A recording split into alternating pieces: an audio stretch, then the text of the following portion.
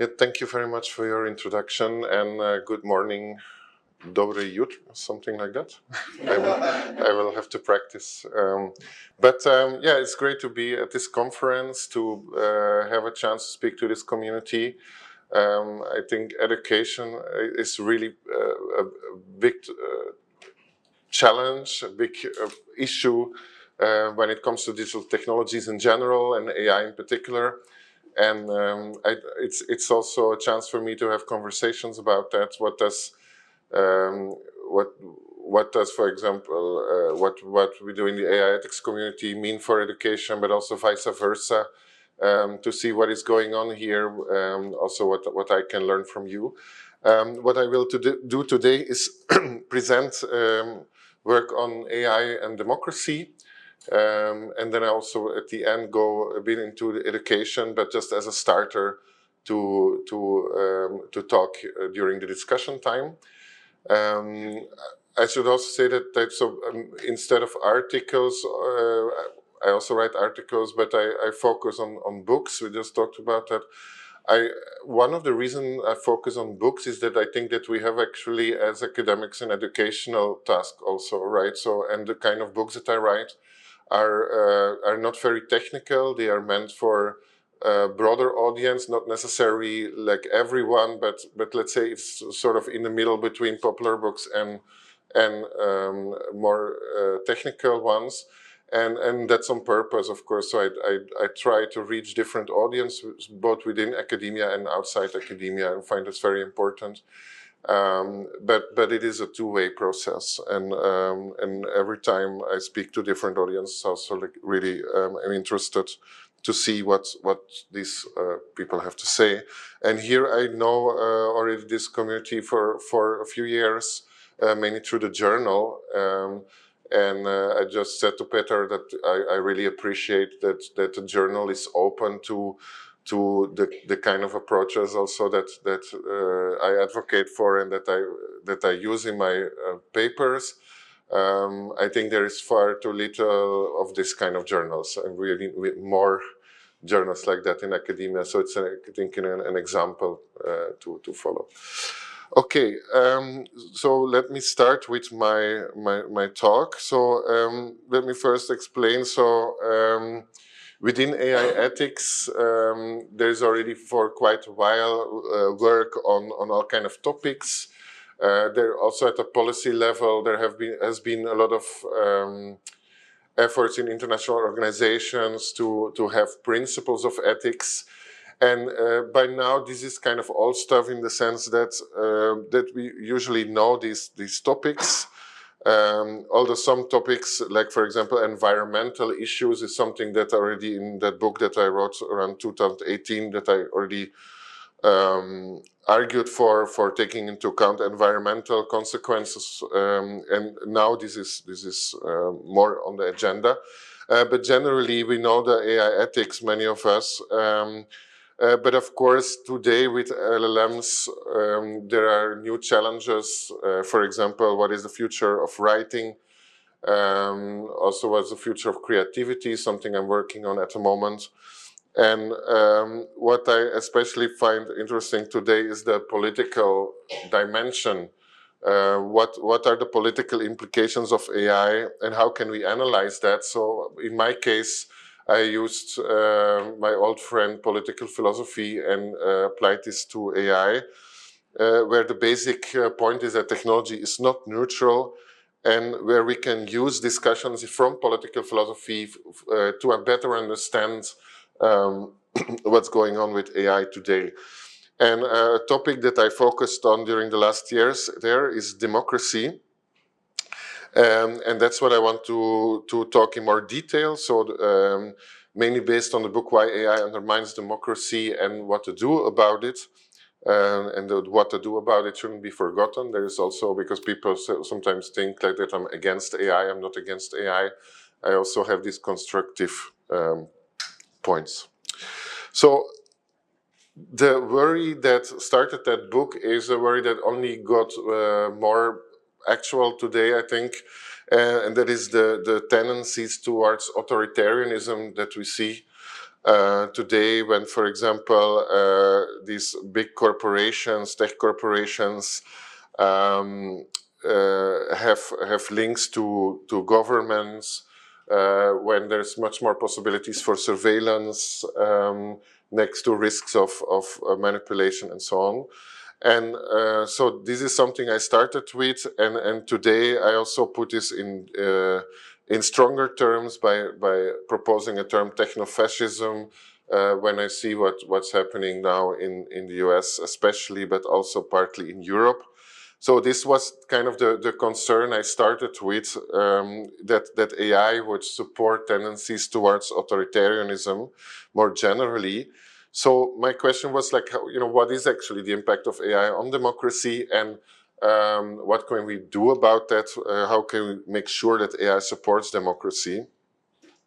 And the main claim is then that AI, as it's currently developed, used, and so on, because for me, technology is always part of this bigger world, is always related to so many other things, that this is a problem. And I will argue by using also the normative notion of common good later. If we go back in the history of ideas, then we see that in Plato there is already, through the use of the metaphor of cybernetics, there is already in that sense a link to today's AI. And we see that this kind of thinking that's steering of the ship of the state, but also steering of all kind of things, that it shouldn't be, the idea that it shouldn't be left to ordinary people, but that only a few should do that, people with expertise, is still an idea that today people in the tech industry support, or many people support it. Not so much the programmers, not so much the people that work in these companies, but the CEOs believe in this, the investors believe in this. And so that also partly creates the problem. So it's an old problem in that sense.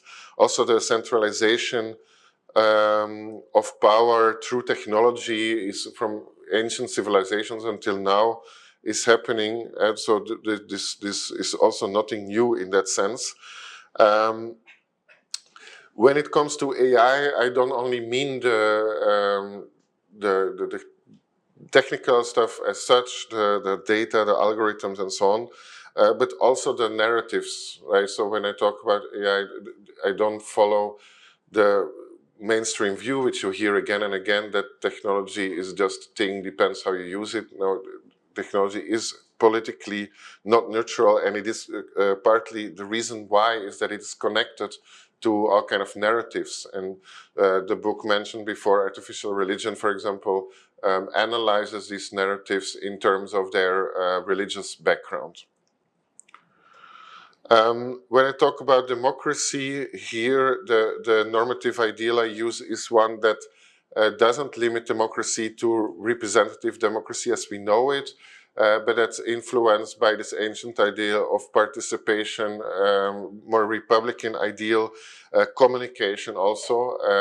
I have an article on democracy as communication influenced by Dewey. So yeah, there is the deliberative tradition, Habermas and so on, but I tend more towards Dewey and Arendt, just to give some background there in terms of like the normative ideal of democracy that fuels this analysis.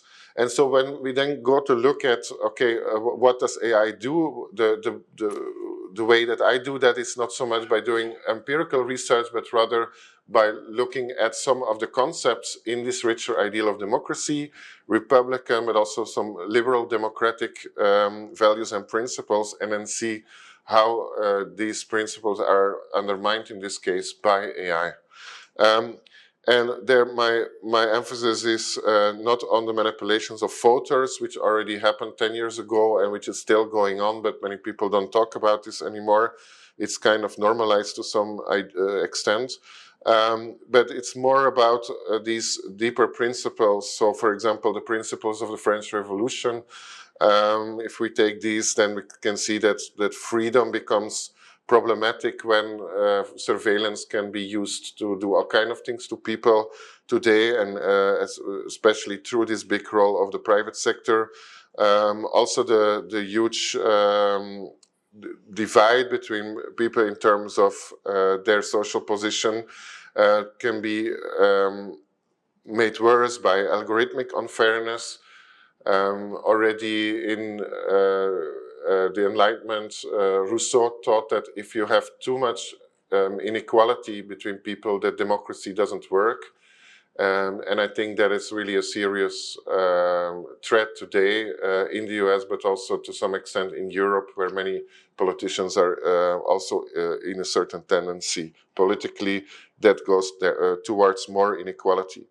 So these are problems, fraternity also, right? So if you want a society where people trust each other, where people help each other and so on, this is not going to work if you then have all these processes in the background running that drive people apart. These big power asymmetries again, but also an environment where it's not encouraged for people to listen to one another, to communicate, and so on. I think there, by the way, that also education, I will come back to that, but has a huge role not so much to transfer some ideas here, but rather to create an environment where people can simply talk with one another without attacking each other personally, without immediately having a discussion full of tension and so on. So that is very important there, and I will come back to that. So going deeper into the social epistemic conditions, as one can call it technically, but it's about what knowledge do citizens need. So in the Republican ideal, citizens need knowledge. So it's basically a response to Plato, one could say, this ideal. Plato taught that we have a dilemma: either you let the few govern that have knowledge, or you let the people govern, but the people are stupid, right? More or less the idea of Plato, that we have this dilemma, and there's nothing in between. But of course, this problem can be solved by educating people, right? So this is a basic kind of, I mean, to the credit of Plato, I have to say, at least Plato took education seriously, right? As one of the first philosophers in history. He then had some ideas of how this education should look like, and banning some people and so on, but at least he took it seriously, and also he took it politically seriously, right? That's very important. So what we have then today, I think, is that we don't have the right kind of knowledge base. First of all, of course, because education is not geared towards these democratic ends so much, is geared towards giving people a degree so they can be part of a certain labor market and so on. But also because there are tendencies that play into this authoritarian and totalitarian direction. And there I found Hannah Arendt very interesting always, because she points to all these factors that are already there in modernity, like social isolation, but also something that's happening today. I think this distinction between truth and untruth that is undermined by the algorithms, by the kind of environments created by big tech. And so if we have that, if we follow Arendt, then we should be worried about totalitarianism in particular. Not only because of the possibilities for manipulation, persuasion also with LLMs nowadays, because the language used, they can also persuade you, right? So it's also used in that way. But the deeper problem is that we don't, it's difficult to still keep this shared reality and a trust, because we doubt all the time, is something real or fake, is something true or not true. And so this is detrimental for democracy, apart from having other problems. I've also put this in terms of epistemic agency, where epistemic agency is about how do you form your beliefs, how might you revise your beliefs. So interestingly, the deliberative tradition about democracy, they really believe that that we can, in a discussion, we can also question our own beliefs. But this is almost this feels so idealistic today, right? Because in what happens on social media, what happens with AI, is that we tend to keep our standpoint and sort of aggressively defend our point of view rather than putting this point of view in a vulnerable way up there for discussion. So this very different kind of ideal that we have, but one that's still good to keep in mind and to guide our technologies, I think. When it comes to this formation of new beliefs, I pointed to manipulation, but also to the fact that if AI, through the use of data and analysis of data in a statistical way, what I'm afraid about here is that AI brings a lot of statistical knowledge, and this is partly useful, of course. We need also statistical knowledge in modern societies, but the worry that I have is that we then only have this kind of knowledge and less, for example, causal knowledge. Causal knowledge which is needed in science, for example, but also in our daily lives. We want to know exactly what happened, what caused what, and we don't only want to have predictions based on statistical data. So that's one problem. And another are these so-called epistemic bubbles that we risk to talk mainly to the people that agree with us, and that we are not confronted anymore by these other views. So if this is the case, if there is a threat to the knowledge basis of democracy, if there is a threat to these basic principles, what can we do about that? I think that first of all, of course, many of the problems we have today is that our democracies appear to be not strong enough. And you see that in many countries where there are these tendencies towards more authoritarian, and that basically the institutions are not capable to stop this.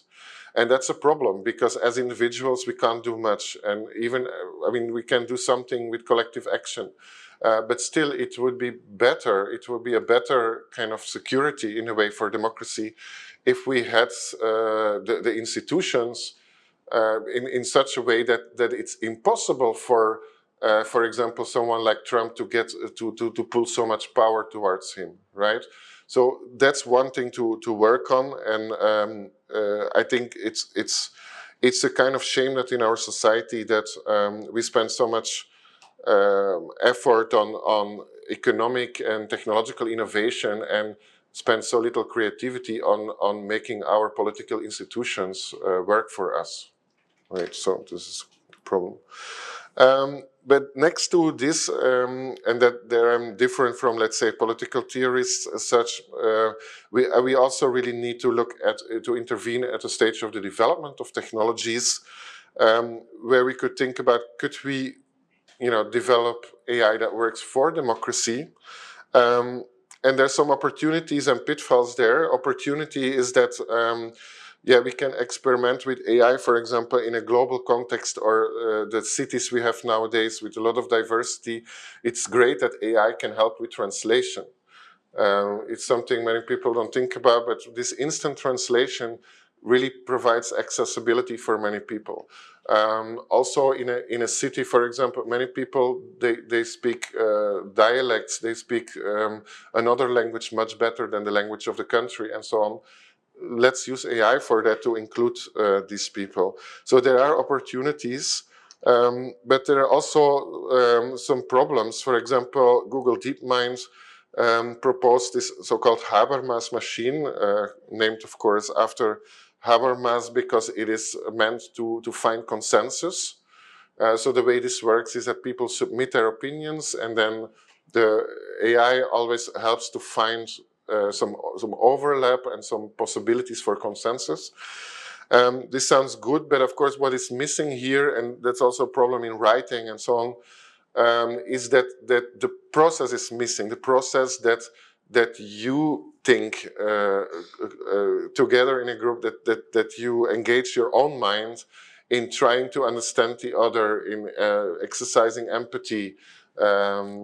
Together, yesterday we heard also about not only mind but also heart, and all these things are missing, right? So so if you have okay, let me put it like that. If you have a kind of algorithmic view of deliberation in the first place, if you think that deliberation is just a kind of procedure that can be bureaucratically managed, then of course you can have machines taking over some of this process. But if you think that democracy is more about, embodied human beings, is about people using their mind and not just following procedures and rules, then there is a gap between what technology can do and what only humans can do. So we absolutely need to keep the humans, but not necessarily reject then all the technology. So one could talk about digital humanism, for example, and use the values of Renaissance, Enlightenment, humanism, but adapt them to today, how to deal with the technologies today. Of course, it's more like a project than something ready-made. So how can we use digital technologies in line with those values is a big question. Where we, of course, also have to be critical of the classic humanism, for example, that is only human-centered and doesn't include other beings. But I think there is a lot there, and also for education, right? The interdisciplinary education, but also the idea, I will come to Dewey soon, but that democracy is not only this thing that only happens among adult citizens in certain institutions, but where democracy also happens in the family, in school, indeed, and also, for example, within a company. So there are opportunities there to, and this probably connects to some of the things you're doing, but to see both democracy and education in a broader way there. And then I think that there's more chance to have discussions about technology and to direct technology towards these values. What I also point to in terms of normative directions towards the end of the book then is the common good. So, of course, if we have a society where it's just only about self-interest, then democracy is not going to work. So I don't think that there's so the alt liberal idea is that you can have a democracy and at the same time have everyone just thinking about themselves. There's a kind of assumption, and people that defend common good think that this assumption is not valid. You cannot have both. So if you want a democracy in this view, one should also have the idea, at least, for example, in these deliberations, that the common good is something that counts normatively, and that we even should work towards. And then the question is, what is this common good? So philosophers then have always debated about what is common good, what is good for everyone. It can mean a lot of things. It can mean common versus private. And of course, today we have like a lot of things to do with AI are privately owned, for example. And philosophically, one can try to define what a common good is. I like their more Deweyan deliberative and experimental perspective, where you say, like, we don't know the common good on beforehand. This is exactly what we should talk about. So that avoids that you impose some notion of the common good from the beginning, as is done in a traditional society or a theocracy, for example. So here the idea is then that is part of the democratic deliberation, but what stays is this orientation to the common good. So then common good for me is more this kind of communicative exercise and something that needs to be made rather than that is found and that is not supposed to be under discussion. This also connects back to Arendt, where there's also always the emphasis on the importance for democracy of sharing a common world. And I just think that, yeah, this can't be taken as obvious anymore, so one has to make this commonality. So that's exactly this process of communication. And one could say, like, we could try to have the more thin conception of democracy, where we don't have some notion of common good. But I think then if you don't have that, then it's very easily to slide towards these authoritarian directions. So then democracy is not secured. In the background is for me Dewey next to Arendt, who, as I explained in this article, I think has an idea of democracy as communication, where communication is not just bringing a message from A to B, but is a making of the common and a making of community, which cannot be found but has to be made in modernity. And where democracy is indeed this kind of more like a form of life. So it's not just about voting, but it is about how you do things together. And this makes it, of course, much harder to reach democracy.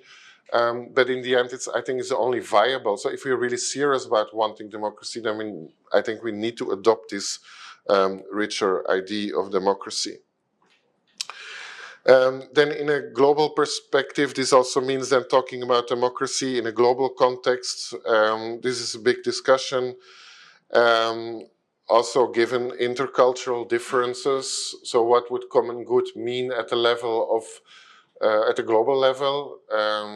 But I think this question needs to be asked. It's not easy to answer. I think that there's currently, since AI is not only technological but also narrative, that there's a lot of Western thinking going into AI.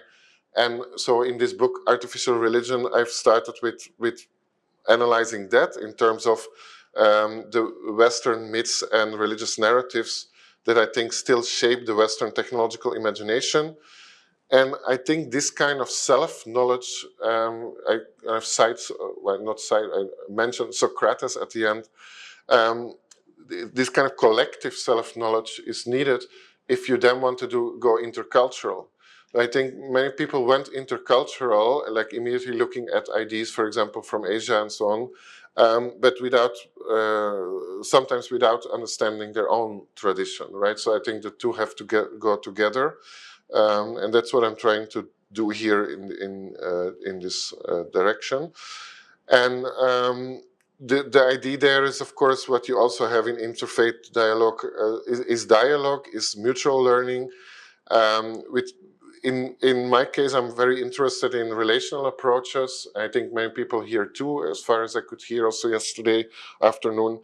And yeah, so for me there, it's also about then learning to think more relational from these indigenous perspectives, from perspectives that come outside the West, and also by discovering and rediscovering partly some relational aspects in our own Western thinking. So this is also possible and needed. And so I think the both can help us today to find this more relational perspective, which I think also can help at the international level to reach this more global perspective on AI. There are, of course, this is a long-term thing, and this is also always a problem. So with arguments for education, for intercultural work, that this is, of course, something that takes a long time. So there are two different kind of temporalities here, and the AI is going very fast. So that's also really a problem, and the question is what to do about that, right? Do we slow down AI so we have time for all these other things, or are there ways to do it differently? So this remains a problem. So, but in the meantime, we have these urgent problems of market concentration and power concentration at the global level. We have all these knowledge-related epistemic processes. Also at the global level, we have kind of epidemic of mental health issues, and even if not classified as mental health, there are definitely problems of some kind of addiction for many of us when it comes to social media and AI. There are all kinds of problems that are very urgent and that need to be dealt with, and that we can use part of the analysis I presented for. Then to of course also have a conversation about education here.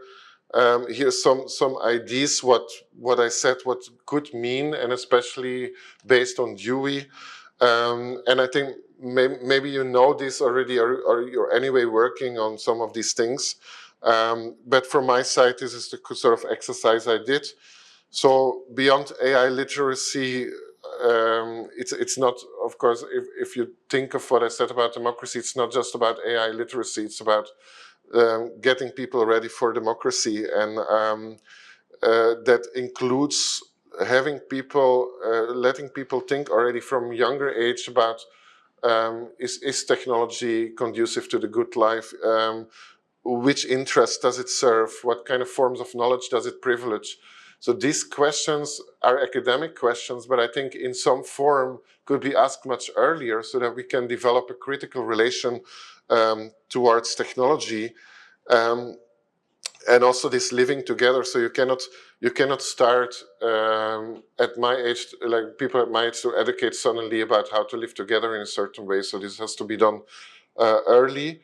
And of course, so in the liberal West, there has always been the worry about also authoritarianism there, right? So imposing a certain way of life on others. But the truth is that we anyway, so even if we do not explicitly educate a certain way of life, we do educate actually a certain way of life and a certain way of living together. And so the point is to better think about this openly and have a democratic discussion about this. So education beyond knowledge transfer is, I think, nothing new here, but yeah, virtue could be used as a normative guide here. The participation from these democracy theories. I also find it interesting, like how we can live with uncertainty today, right? So in the ancient times, you have all these ways of dealing with that. For example, prophecies and prediction, as Carissa Velis also pointed out, as also pointed out in my book to some extent. But next to that, I think there's a broader question, right? So in modernity, we try to deal with uncertainty, as you know, through management, through bureaucracy, through rules, and all kind of ways like that. And it's clear that this, doesn't work or doesn't completely work. So we need to think about: is there something we can learn from ancient ways of dealing with that? Is there something we can learn from indigenous people, other cultures?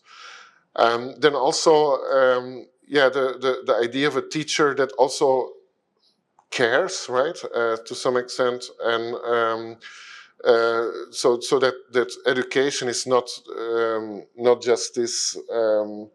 Not just about the learning of skills and the getting certain ideas transferred, but it's also about people. Something that's also will be more and more under pressure when technologies can also automate the learning of skills, when technologies can automate transferring ideas to some extent. Then the question is, how can we make sure that the human is there to engage, for example, in also pastoral care as part of what teaching is about. Going beyond classroom, I think many teachers are in favor of all these things, but of course one needs the infrastructure for it, right? And the vision behind it. So to conclude, this was about democracy, AI, and in the end education. Where AI is, of course, a problem, but can also partly be a part of the solution, but only when we have some view where we're going. And I think there the current politicians, many of the leading politicians in Europe, have failed to provide such a vision. I think academics have a duty to contribute to building such a vision. And I think that the relational approach is very powerful in the background here to do that, and the kind of theories that I presented can also contribute to that.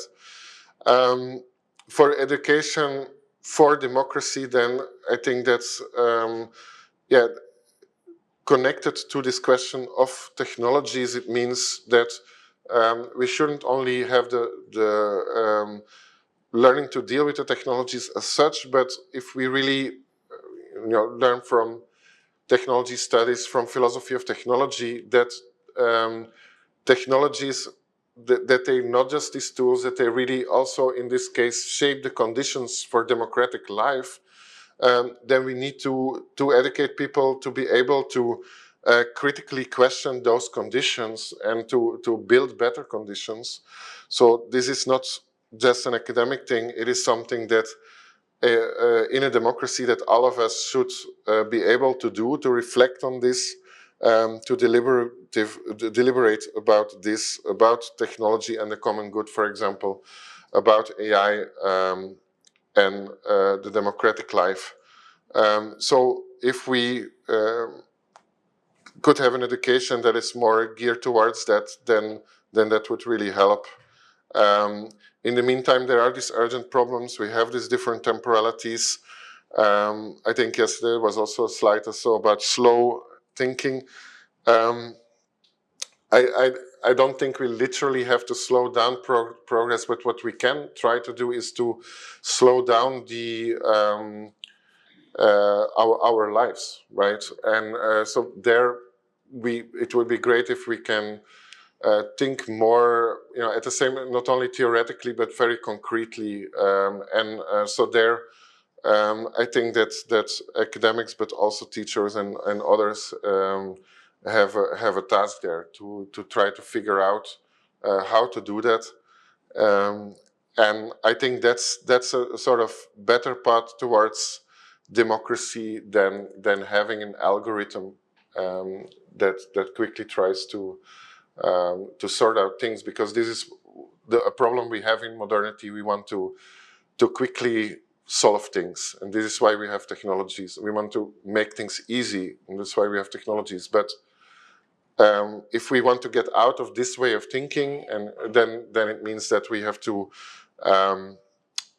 question that too, and try to think in a different way. And this is the hardest thing that there is. But I think if we start early with education, then there's a chance we can get democracy, AI for the common good. Thank you.